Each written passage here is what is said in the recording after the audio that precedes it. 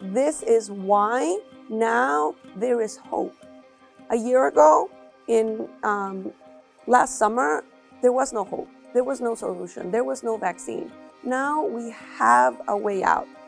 And what it takes is for each and every one of us to go and get our vaccines so we can be part of that solution.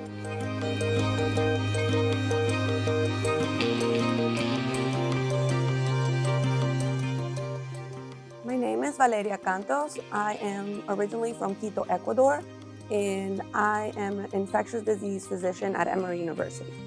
I think my role as a Latina woman and a Latina physician during the COVID-19 pandemic is applicable in many areas.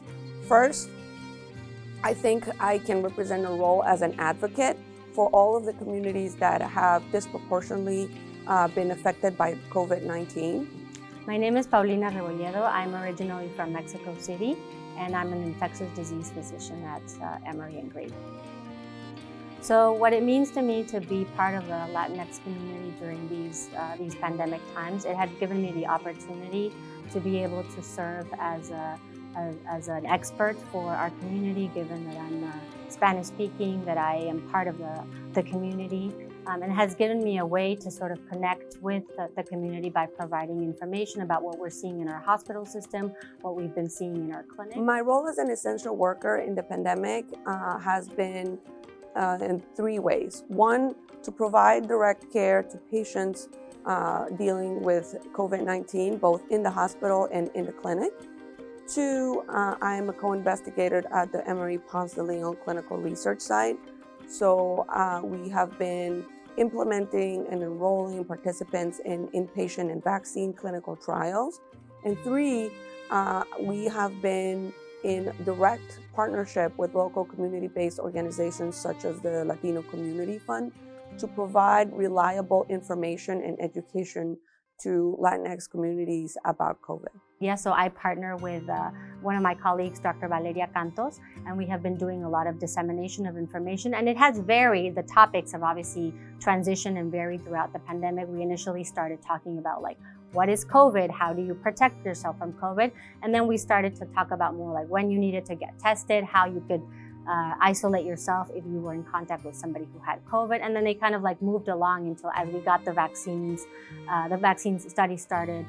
As a doctor, it has been very painful to care for many of the patients who have come to Grady Memorial Hospital because of COVID-19. As we know, most of these Latino families depend on the income of the person who is now sick in the hospital.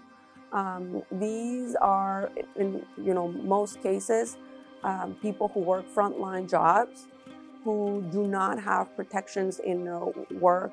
We have seen entire families sick with COVID in different degrees, dad in the ICU, mom hospitalized, kids being taken care of by other family members while sick at home.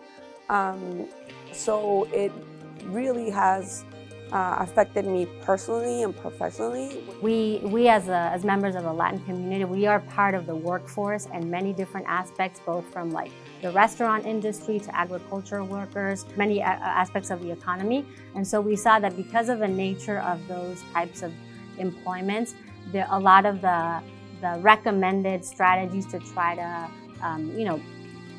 protect from COVID, such as the social distancing or trying to physically separate, not taking public transportation, those really are commodities that our community can't necessarily afford to do, and they can't stay home, they can't work from home.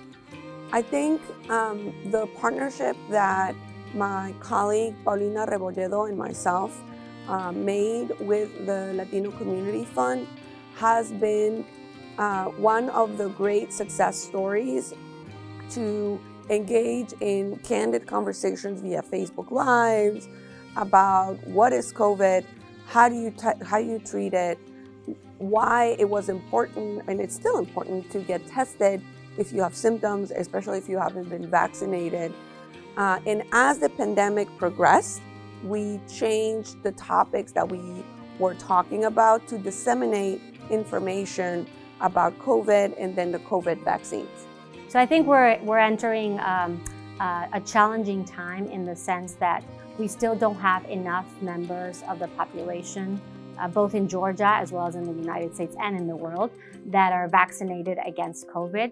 And it's important to understand that if not enough people are vaccinated, the virus has the opportunity to change. And that's why we're seeing this Delta variant and some of the other variants that are coming along. So we really are in a phase where we're trying to understand